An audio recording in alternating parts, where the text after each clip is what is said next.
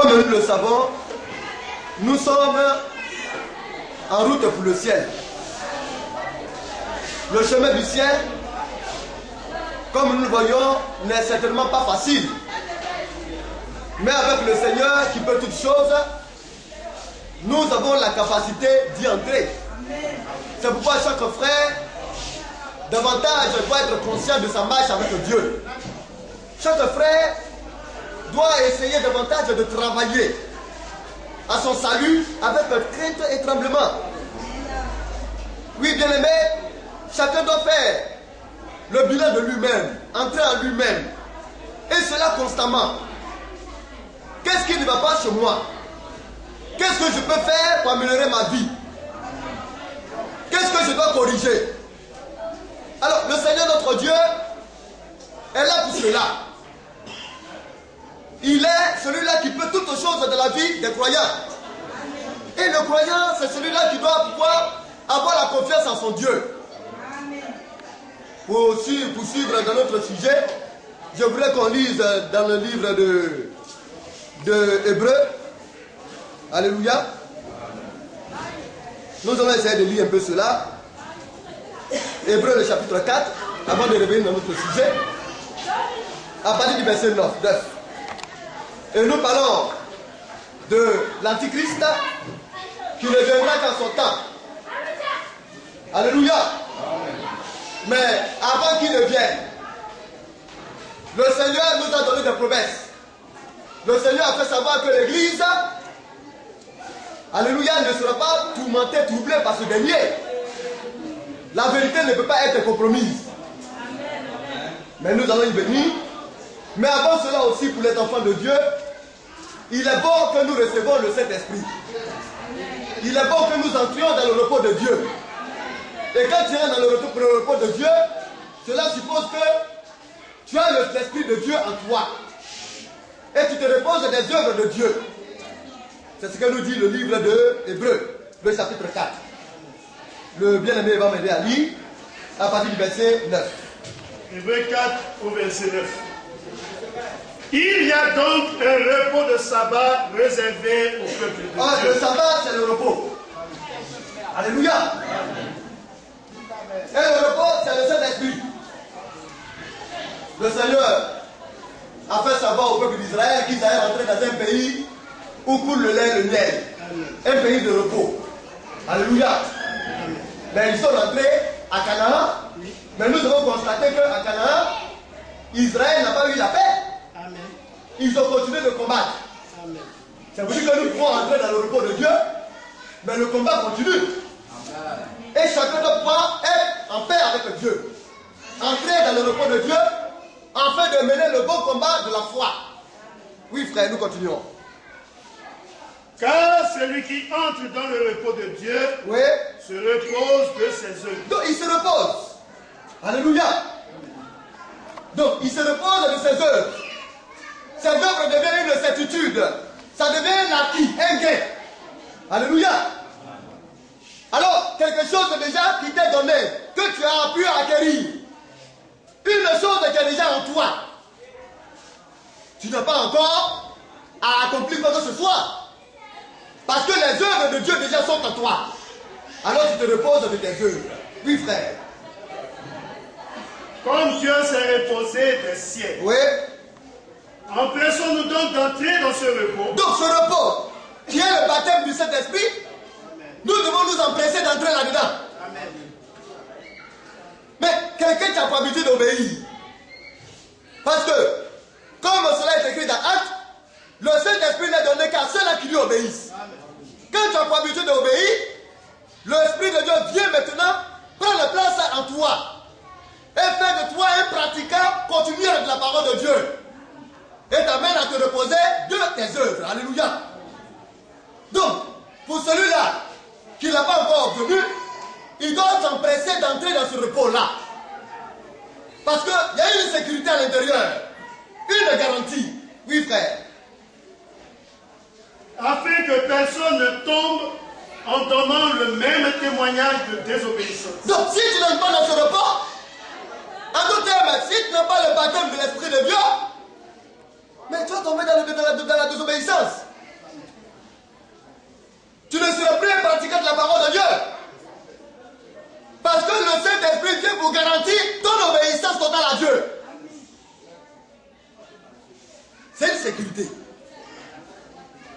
Mais d'abord, tu dois apprendre à obéir. C'est pourquoi nous allons revenir tout à l'heure. Nous allons parler dans le livre de Jean 14, que le Saint-Esprit est donné à ceux-là qui lui obéissent. Et quand tu obéis au Seigneur, l'Esprit de Dieu vient. Et vient confirmer maintenant pour sceller la parole qui habite en toi. C'est en ce moment-là qu'on dit, tu es rentré dans le repos de Dieu. Alléluia. Et là, Satan ne peut plus te trimballer.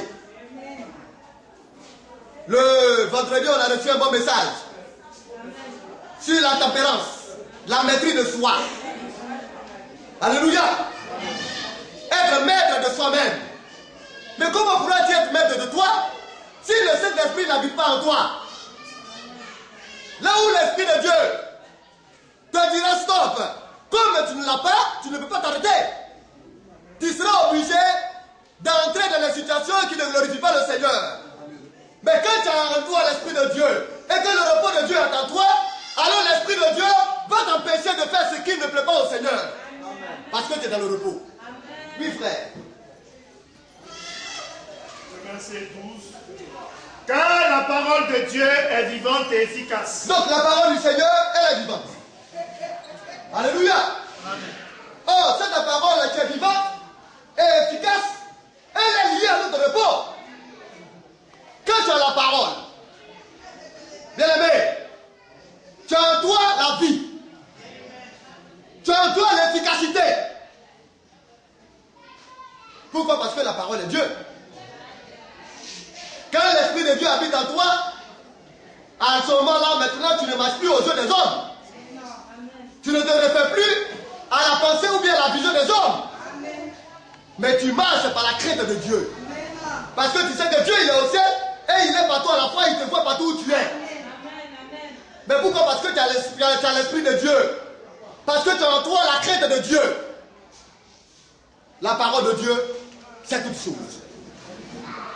J'en parle. Alléluia. Parce que la parole de Dieu a été faite chair. Et cette parole de Dieu qui a été manifestée en chair n'est que Jésus. Alléluia. Et de cette même manière encore, on a vu que le Père, alléluia, est plus grand que le Fils. N'est-ce pas? Et devant, il a dit que le Père et le Fils sont un. Et que le Père et le Fils doivent venir habiter en nous. Au travers de cela, nous avons fait savoir que le Père c'est l'Esprit et le Fils c'est la parole. Alléluia. Mais Dieu, il est Esprit et il est la parole. Jean 1, au commencement, était la parole, et la parole était avec Dieu, et la parole était Dieu.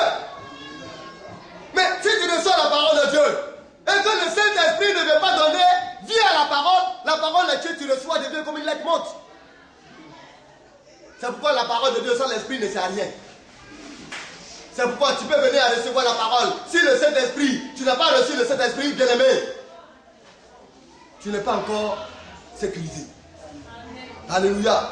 Oui, frère, nous allons lire. Tu vas lire un peu et puis en prier et puis nous allons continuer. Car la parole de Dieu est vivante et efficace, plus tranchante qu'une épée quelconque à deux tranchants, pénétrante jusqu'à partager âme et esprit, jointure et moelle. Qui est sa parole? On a vu. Parole qui est mêlée de l'Esprit de Dieu, qui te tient la vie. N'est-ce pas ça? Alléluia. On en a parlé, hein? Ou bien on va le lire encore rapidement. Dans le livre de Jean 6, à partir du verset 63. Alléluia. Jean, le chapitre 6. Oui. Je lis la parole. C'est l'esprit qui vivifie. Oui. La chair ne sert à rien. C'est l'esprit. Vous voyez? C'est l'esprit qui donne la vie. Et la chair ne sert à rien. Quand un homme vient, et puis il est charnel. Tout à l'heure, nous allons parler un peu du comportement charnel. Quelqu'un qui est charnel, qui il est? Sans l'esprit, il n'a pas de vie. C'est l'esprit qui donne la vie. Alléluia. La chair ne sert à rien. Maintenant, qu'est-ce qui donne force l'esprit. Ou bien qu'est-ce qui donne aussi force à la parole? Parce que les deux sont liés. Alléluia. On ne peut pas parler de parole seul, parler d'esprit. Oui, frère, tu dis? La chair ne sert à rien. Oui. Les paroles que je vous ai dites sont esprit et vie. Alors il dit, les paroles que je vous ai dites, les paroles que je vous ai annoncées, sont esprit et vie. Alors la parole de Dieu est le fait de deux mélanges. Alléluia. La parole elle-même est l'esprit de Dieu. N'est-ce pas? Et c'est ce qui produit la vie. Donc, dans le livre de l'Hébreu, comme nous le voyons, la parole de Dieu, elle est vivante. En d'autres termes, l'esprit de Dieu s'y trouve. Une parole de laquelle ne se trouve pas l'esprit de Dieu n'est pas vivante. Et non seulement elle est vivante, mais elle est efficace. L'efficacité. Elle n'échoue jamais. Amen. Si nous, enfants de Dieu, on lui place notre confiance, cela veut dire quoi? Nous allons réussir. Amen. Alléluia. Amen. Parce qu'elle peut tout réaliser. Amen. Oui, frère, nous continuons. À deux tranchants. Oui. Le verset 13 maintenant. 12, tu reprends le verset 12. Car la parole de Dieu est vivante et efficace. Oui. Plus tranchante qu'une épée quelconque à deux tranchants. Donc, elle a une épée. Amen. À deux tranchants. Elle coupe à gauche et elle coupe à droite. Amen. Alléluia. Amen. Elle le sépare à gauche, elle le sépare à droite. Elle délivre. Amen. Parce que l'épée, c'est pour le combat. Amen. Alléluia. Amen. Donc, la parole de Dieu a la puissance et la capacité de nous délivrer. Amen. Oui, frère, nous continuons. Pénétrant jusqu'à partager âme et esprit. Oui. Jointure et moelle. Donc, l'âme et l'esprit, ce sont des entités spirituelles. On ne voit pas l'esprit. On ne peut pas, comme on l'a dit, le toucher comme un corps physique. L'âme aussi, on ne la voit pas. On ne peut pas aussi la toucher comme aussi un corps physique. Deux entités spirituelles qui sont mêlées ensemble. Quel est le pouvoir qui peut les séparer? Alléluia. Elles partagent âme et esprit. Pour dire que l'homme est différent de l'esprit. Alléluia. Oh bien-aimé, quand tu es possédé d'un esprit qui ne veut pas de Dieu, l'esprit de Dieu, la parole de Dieu qui est l'épée à double tranchant, vient séparer ton âme de cet esprit impur. Et maintenant, viens lier maintenant son esprit à ton âme. Alléluia. Oh bien-aimé, c'est seule la parole de Dieu qui peut faire cela. Et à l'instant même où nous sommes en train de parler, la parole de Dieu est en train d'émettre son effet. La parole de Dieu est en train de séparer les âmes, alléluia, les esprits. En train de libérer des âmes, alléluia, les esprits impurs. Oh bien-aimé, parce qu'elle seule peut faire cela. Le diable, lui, ne peut pas. Lui, il vient peut seulement posséder. Il vient réellement pour s'attacher. Mais la parole de Dieu, mêlée de l'Esprit de Dieu, vient pour se séparer. Amen. Alléluia. Oui, frère, nous continuons. Jointure et moelle. Oui. Elle juge les sentiments et les pensées du cœur. Alors, quand tu es assis là, quand elle vient, elle te connaît. Elle connaît chacun d'entre nous. Alléluia. Elle sait réellement qui est chacun d'entre nous. Alors elle juge chaque frère et soeur. Et amène chacun à revoir sa vie à la lumière, au miroir de la parole de Dieu, pour réglementer sa vie selon la parole de Dieu. C'est pourquoi c'est elle seule qui juge. Oui. Tu vas sortir.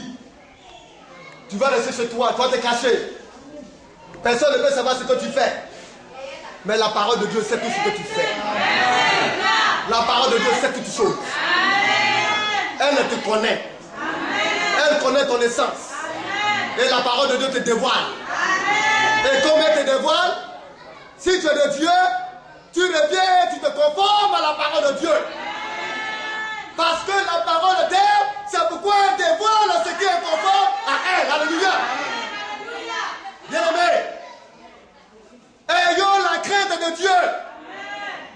Le Seigneur, il a sa parole. Alléluia.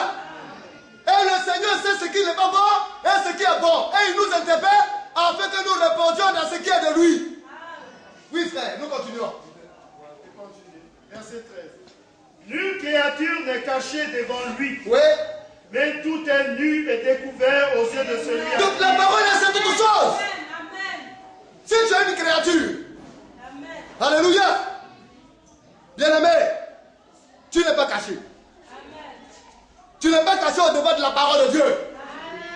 Tu ne peux pas te cacher. Parce que c'est elle qui a créé l'univers.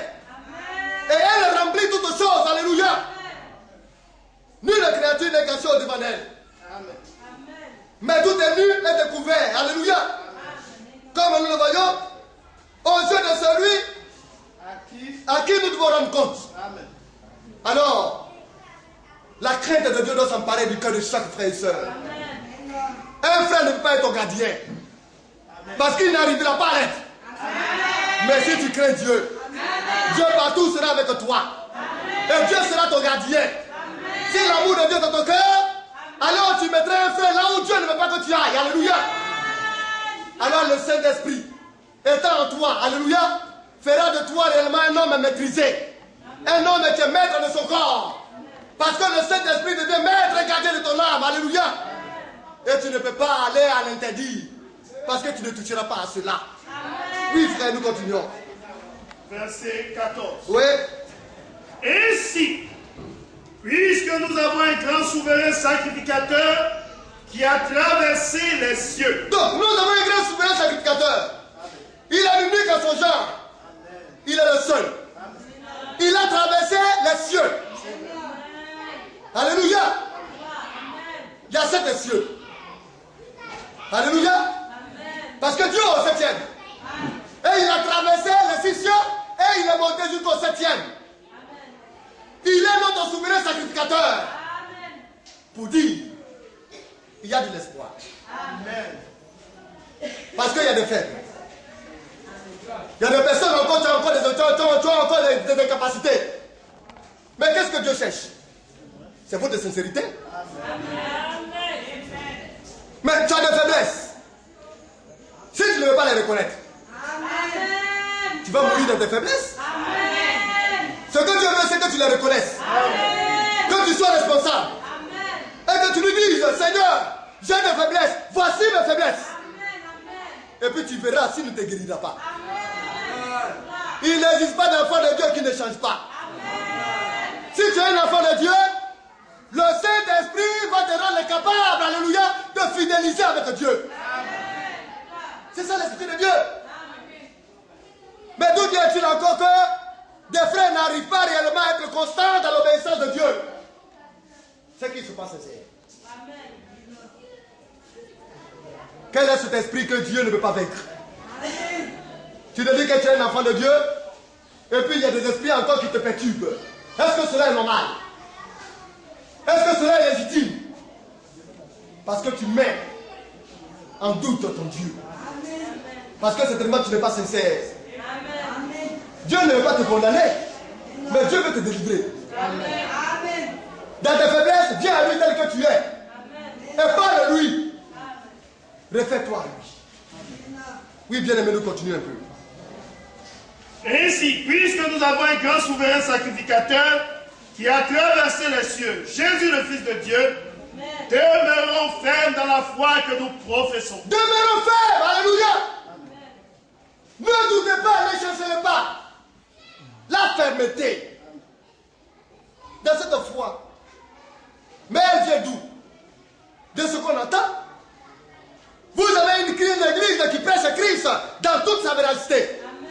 Ce que vous attendez, c'est la pure et véritable parole de Dieu. Ce que Dieu vous demande, c'est la fermeté. Maintenant, là aussi, on pourrait me dire, mes frères, mais si on manque de fermeté, mais pas lui. Dans le moindre détail, des plus petites choses jusqu'aux plus grandes, il peut te les donner.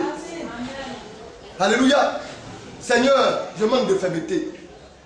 Donne-moi d'être ferme. Insiste. Sois continuel. Accroche-toi à lui et pas à lui. Et tu verras que pour finir, tu commenceras à devenir faible. Alléluia. Oui, frère, nous continuons.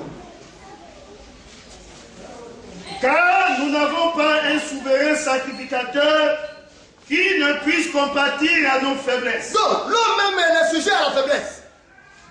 C'est ça l'homme. L'homme est égal à la faiblesse. Mais c'est pourquoi Dieu est venu mourir pour nous. Jésus est venu pourquoi? Parce qu'il sait que l'homme est faible.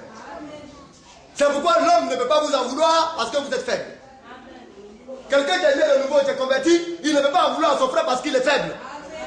Mais ce qu'il sait, il sait qu'il y a de l'espoir. Mais ce qui se fait mal, c'est lorsqu'un frère est faible, et puis il s'apitoie dans son sort, il veut être toujours faible. Il ne veut pas oser pour sortir de sa faiblesse. Il veut être toujours assujetti, esclave. Il est malade, mais il ne veut jamais guérir. Il est là, mais il n'évolue jamais. Il est toujours le même individu. Quel malaise. Quel dégât. Alléluia. Oh, il est là pour cela. Pour combattre à nos faiblesses. Alléluia. C'est pourquoi il est mort pour cela. Oui, frère.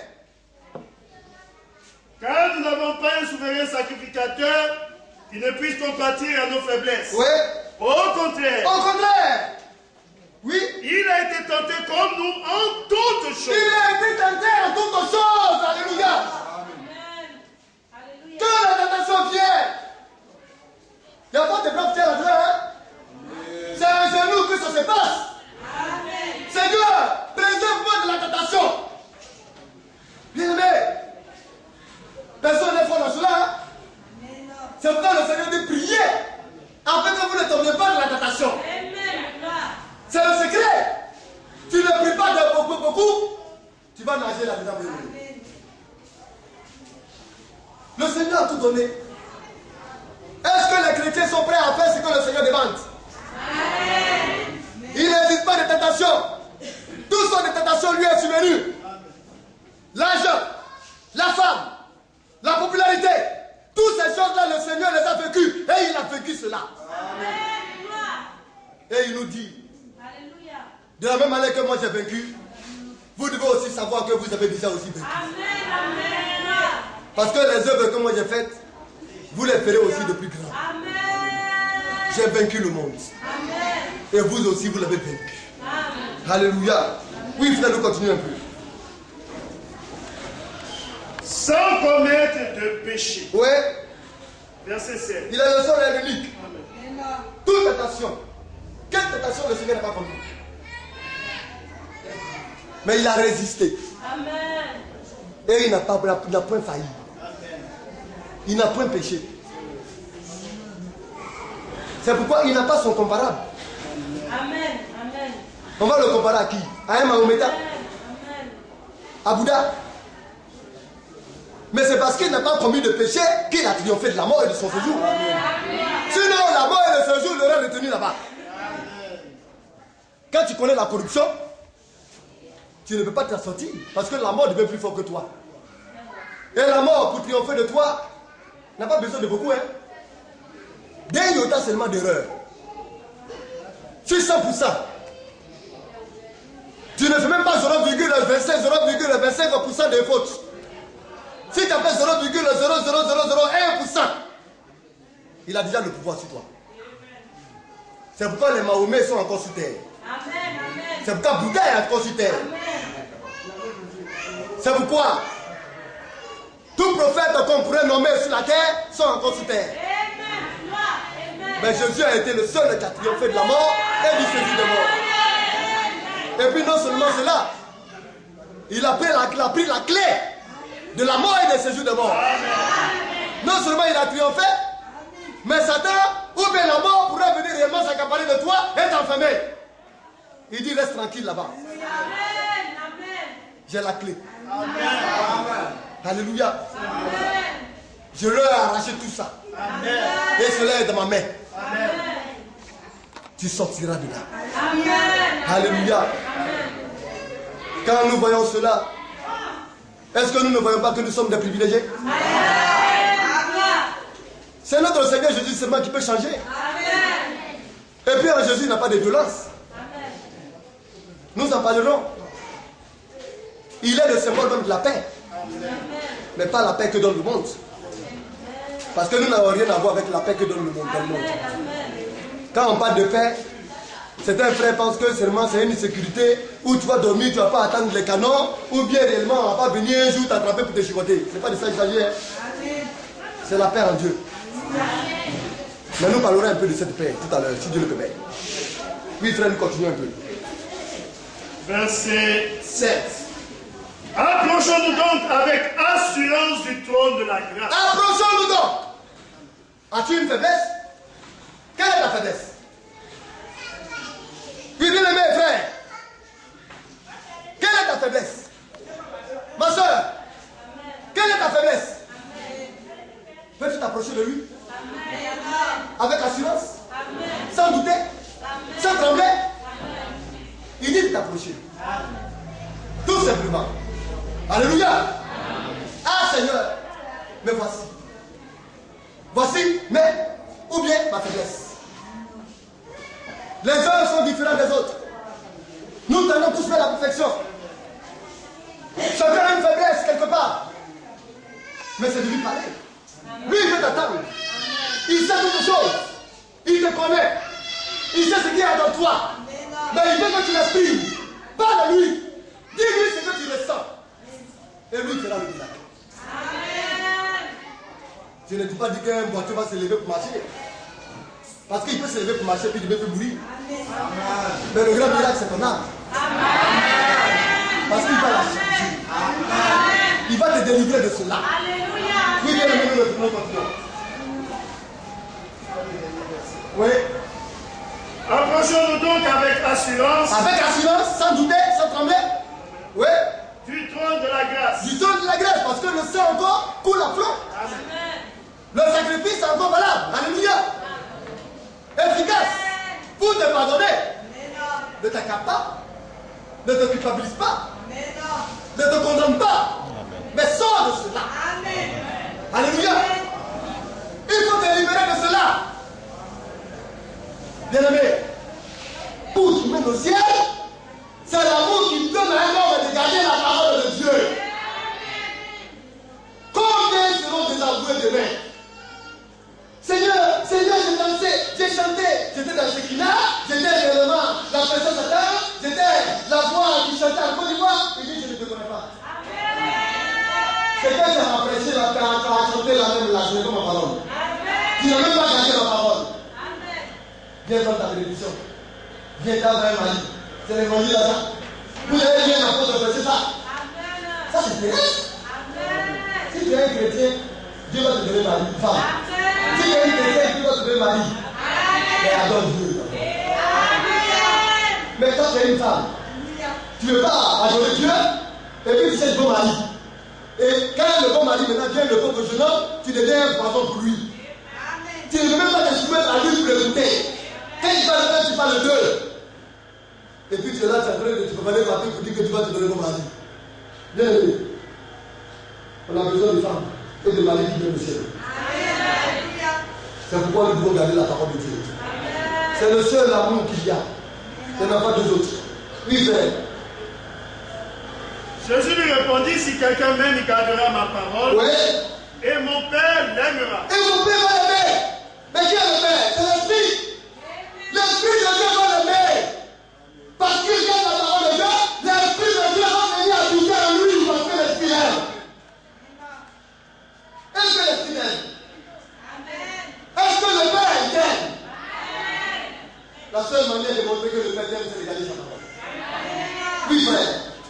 Nous viendrons à lui. Alors, lui, la parole manifestée, qui a été envoyée par le Père, l'Esprit, lui, il va venir habiter en nous, la parole de Dieu en nous, et le Saint-Esprit, le Père, va venir prendre la lumière scellée de cette parole-là. Mais pour autant, le Père et le Fils sont un. N'est-ce pas? La parole et l'Esprit sont unis. La parole de Dieu est esprit et vie. N'est-ce pas? Alléluia. Alors, quand tu as le Saint-Esprit, et que la parole de Dieu demeure en toi, le Père, dans sa fonction, et le Fils dans sa fonction demeure en toi. Mais ça ne fait pas de toi, de la personne, genre de ton cœur, deux personnes différentes qui y sont. Hein. C'est une seule personne. Mais ayant deux personnalités. Parce que c'est la personne de Dieu à l'esprit et de Dieu qui est la parole qui habite en toi. Alléluia. Oui, frère. Nous viendrons à lui. Oui. Et nous ferons notre demeure chez lui. Oui. Celui qui ne m'aime pas. Celui qui ne m'aime pas. Ne garde point mes paroles. Alors si tu n'aimes pas, il ne faut pas garder ses paroles. Donc, à chaque fois de lui, je l'aime. Non, moi j'aime le Seigneur. J'aime trop le Seigneur. Mais tu aimes le Seigneur comment? Que fais-tu de la parole de Dieu? C'est par la parole qu'on reconnaît ceux-là qu'il aime. À partir du moment où tu es en train de piétiner la parole de Dieu, où tu es en train de bafouer la parole de Dieu, tu aimes les créants. Tu n'as jamais aimé. Oui, frère. Le verset 24. Celui qui ne m'aime pas ne garde point mes paroles. Et la parole que vous entendez n'est pas de moi. Alors, la parole que nous entendons, ce n'est pas de lui, oui. Mais du Père qui m'a envoyé. Le Père l'a envoyé. La parole de Dieu a été envoyée.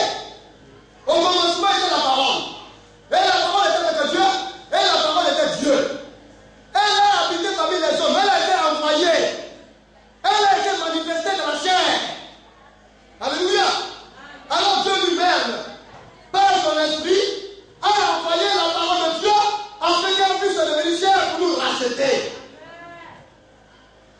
Donc la parole de Dieu qui a été envoyée, alléluia, est devenue l'être humain, le Fils de Dieu. Alléluia, non, Fils de Dieu. Parce que l'esprit ne peut pas mourir. Alléluia. Parce que c'est spirituel. L'esprit n'a pas de sang. Mais oh, pour se racheter, il faut le sang. Alors, comme l'esprit et la parole sont unis, et que c'est la parole qui donne la vie, et que c'est la parole qui, comme on l'a dit, triomphe du méchant, alors la parole a été amenée dans un corps physique. Et la parole a été éprouvée. Et elle a triomphé. Et ayant triomphé, elle a été reconnue efficace.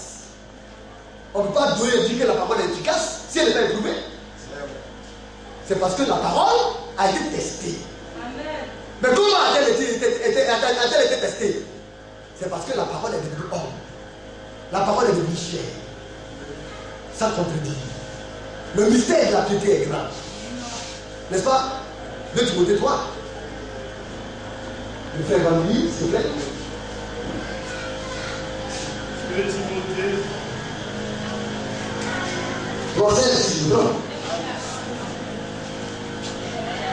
2 Timothée 3,16. Oui.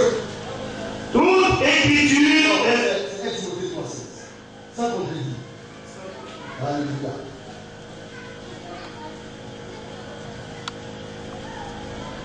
Et Timothée 3,16. Oui.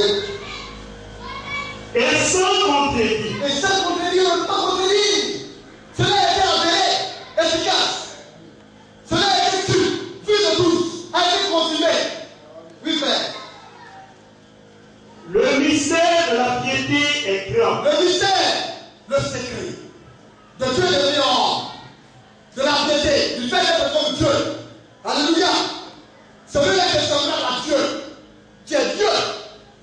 Ce mystère est grand. C'est inimaginable, impensable, incroyable. Les hommes n'arrivent pas à comprendre.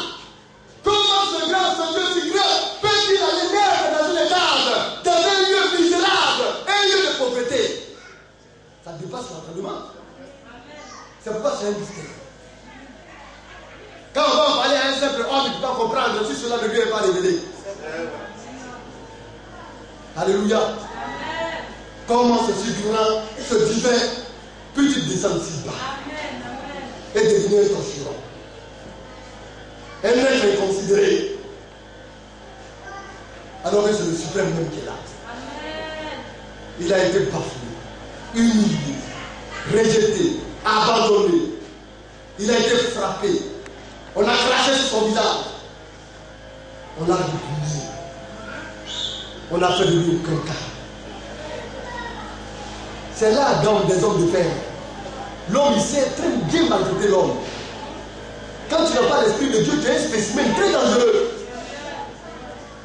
Alors quand nous sommes assis, si nous regardons, on doit bénir Dieu parce que c'est grâce à l'esprit de Dieu qu'on est devenu humain. Sinon l'homme est un loup, son frère. L'homme est un véritable destructeur. Et c'est ce qu'ils ont fait au Dieu puissant, sans le savoir. Mais pourquoi? Parce qu'il a aimé l'homme qu'il a créé à son image. Puis frère. Verset 16. Dieu a été manifesté en chair. Lui-même. Alléluia. Et il a béni. Dieu lui-même. Il est déjà, il vous sauvera. Alors, Paul, poussé par l'esprit, a dit, c'est un vivant. Le Dieu puissant.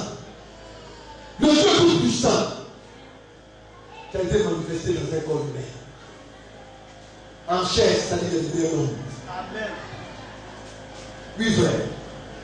Justifié par l'esprit. Alors, c'était la parole de Dieu. Donc, ce qu'il a eu à faire, l'esprit de Dieu est venu confirmer. Le Père, l'esprit qui est au-dessus, a attesté que c'est lui qui l'a envoyé. Oui. Alors nous verrons que lui et le Père, ils sont un. Ce que le Père fait, lui aussi, le fait pareillement. Quand le Père est glorifié, lui aussi, il est glorifié. Quand le Père est adoré, lui aussi, il est adoré. Tout ce que le Père fait, le Fils aussi le fait pareillement. Vous dites que son essence et l'essence de Dieu sont un. C'est le même. Mais si tu n'as pas la révélation, tu ne comprendras pas. C'est parce que le cœur de la sorte ne marche pas parce qu'il faut marcher. Mais quand le Saint-Esprit vient, tu commences à parler. Amen. Donc quand vous voyez là, ce n'est pas vous qui parlez. C'est parce que c'est l'Esprit de Dieu qui vous ouvre les yeux. Amen. Sinon les yeux chacun ne peuvent pas voir Dieu. Amen. Alors quand vous ouvrez la Bible, vous commencez par le voir. Parce que le Saint-Esprit est devenu une partie. Parce que le Saint-Esprit est nage. Mais le fait que le Saint-Esprit habite en toi, ça ne veut pas dire que les erreurs sont finies. Le combat continue. Et c'est là que beaucoup font erreur. Mais tu as de bonnes dispositions pour y arriver. Mais le Saint-Esprit aime toujours la parole. Oui, frère. Justifié par l'esprit, oui. Vu des anges, oui. Prêché aux nations. Donc il a été justifié par l'esprit, reconnu par l'esprit, confirmé par l'esprit. Il a été vu des anges. Les anges qui ne peuvent pas voir Dieu ont vu la parole de Dieu. Mais la parole de Dieu dans le ciel, c'est elle qui dit aux anges quoi faire. Et puis ça va. Viens ici.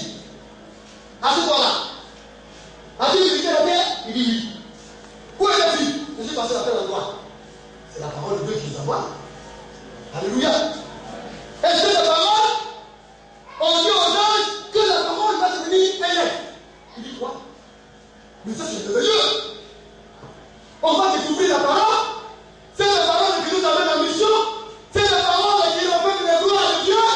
Les choses les plus merveilleuses, incompréhensibles, les plus glorieuses. C'est la parole. On dit oui, vous l'adorez. Alors les anges étaient enthousiastes. Alors quand les anges l'ont vu, les anges ont commencé à s'asseoir, à crier de joie.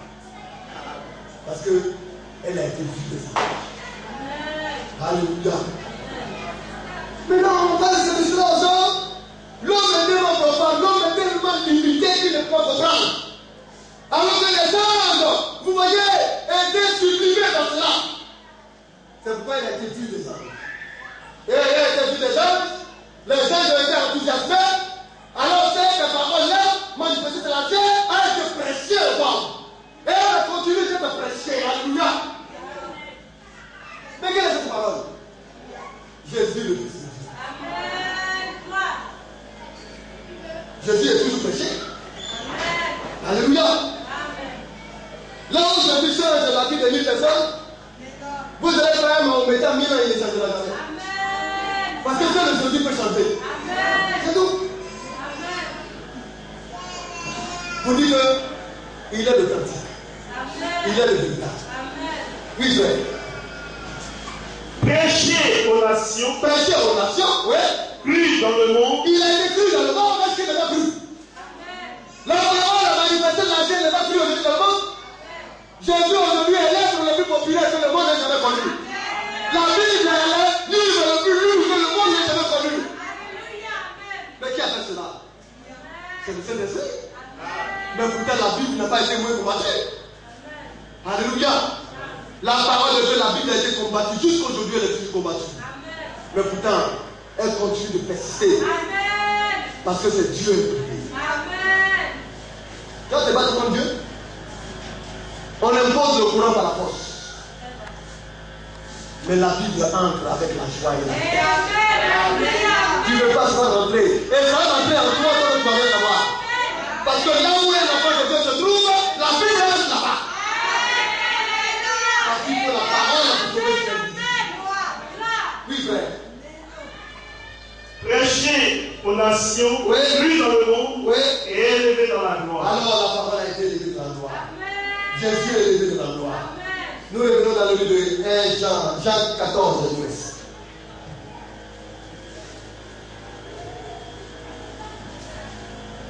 Jean 14.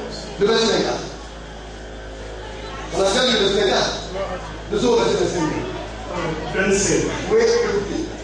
Je vous ai dit ces choses. Le verset 4, Jean 14.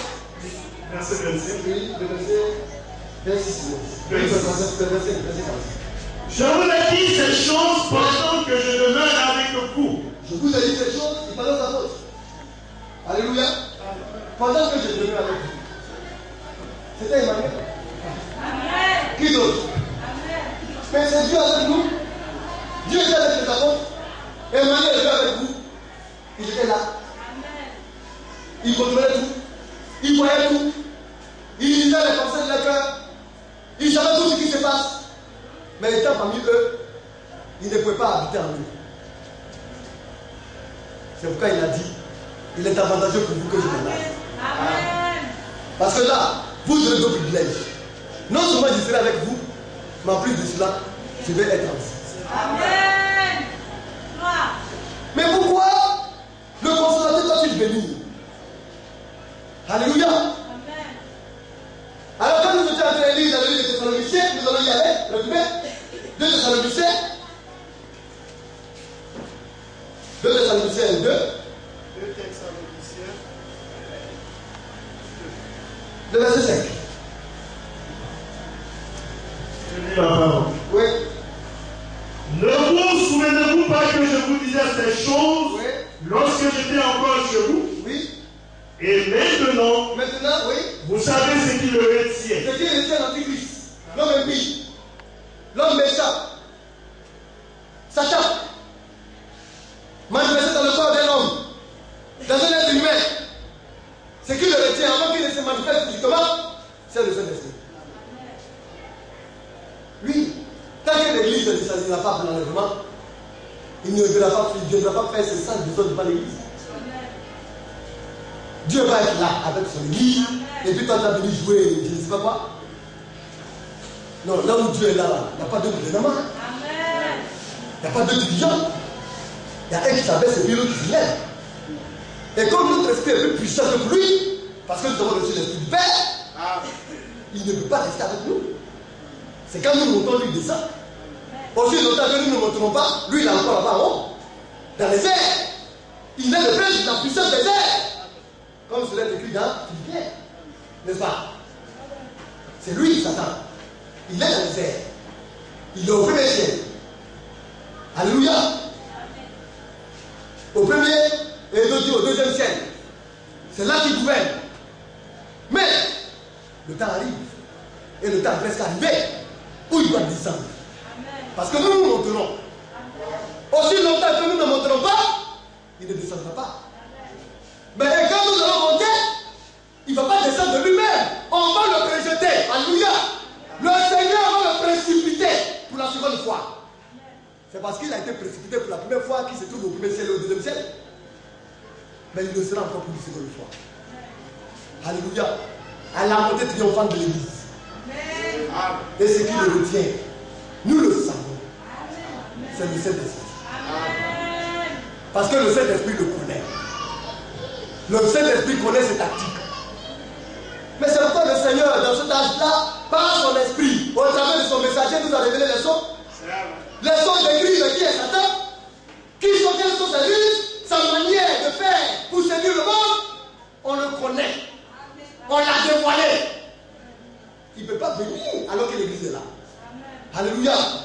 Puis je vais continuer un peu. Et maintenant, vous savez ce qui le retient afin qu'il ne paraisse en son temps. Oui. Car le mystère de l'iniquité agit déjà. Déjà, le mystère de l'iniquité agit. Un mystère de l'iniquité. Il a contredit la parole. Il amène les hommes à bafouer la parole de Dieu. Il amène les hommes à sortir du cadre de la parole. Voilà aussi une forme d'iniquité. La Bible prête le baptême au nom du Seigneur Jésus-Christ. Les hommes savent que c'est la vérité. Ils s'entêtent et ils continuent de prêcher un baptême trinitaire. Ça, c'est l'iniquité. La Bible sait à prêcher, nous enseigne que la femme n'a pas le droit à la prédication de la chair de l'église. Mais aujourd'hui, l'église de Satan fabrique des femmes pasteurs. Ça, c'est encore de l'iniquité. Et c'est un mystère. Les hommes pensent qu'ils servent Dieu, alors que c'est Satan qui sert. Des homosexuels aujourd'hui qui créent l'église pour amener les hommes où? Dans quel ciel?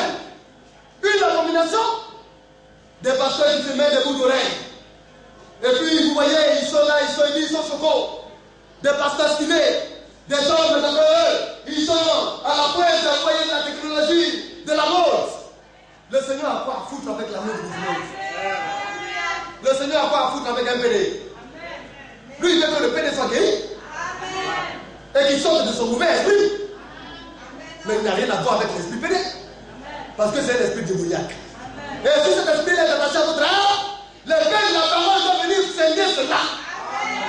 Et faire la part des choses, ramener son mauvais esprit là où il est quitté, et vous donner sur cet esprit. Bien aimé, que le Seigneur nous aide. Le diable agit déjà. Le mystère de l'iniquité agit. Les vérités bibliques sont aujourd'hui réfutées par beaucoup de personnes. Mais un enfant de Dieu qui amène à toute la parole de Dieu. Il sort de la bouche de Dieu. Lui, je vais nous continuer un peu. Il faut que celui qui le retient encore ait disparu. Oui. Et alors paraîtra l'épée. Donc, ce qui le retient, c'est le Saint-Esprit. Quand le Saint-Esprit va disparaître, alors il va apparaître. Mais son apparition est symbole de sa précipitation. Nous allons y revenir. Parce que l'Apocalypse nous l'enseigne. D'abord, il va persécuter l'Église. Parce que déjà, le mystère de l'iniquité agit. Les antichrists, il y a déjà beaucoup d'esprits antichrists, nous parlons de cela.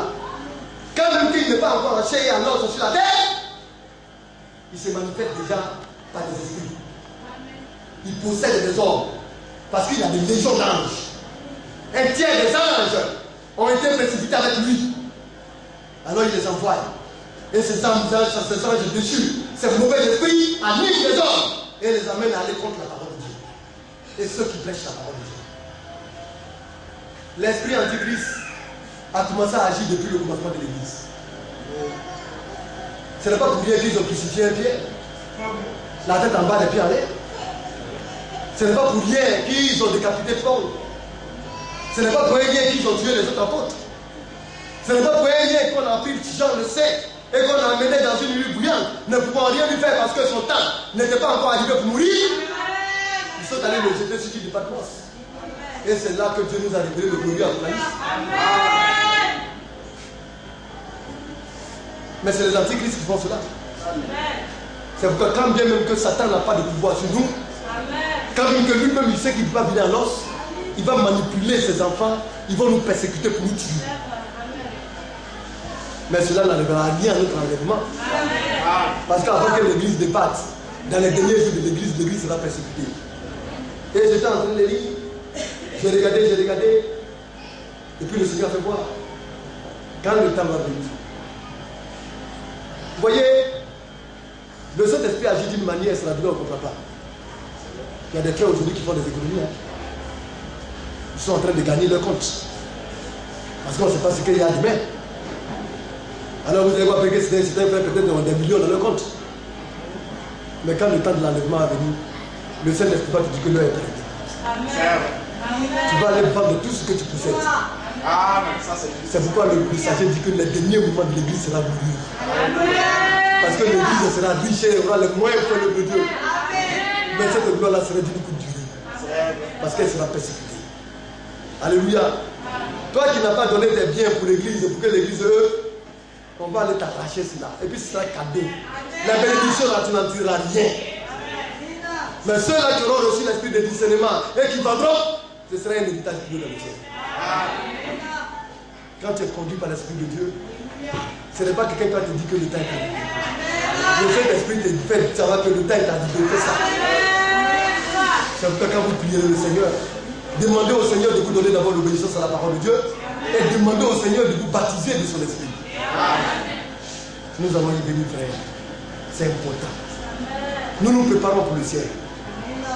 Et dans cela, le Seigneur pouvait dire, quand nous allons continuer le livre, celui-là qui n'a pas l'amour de son frère, là, il n'a pas l'esprit.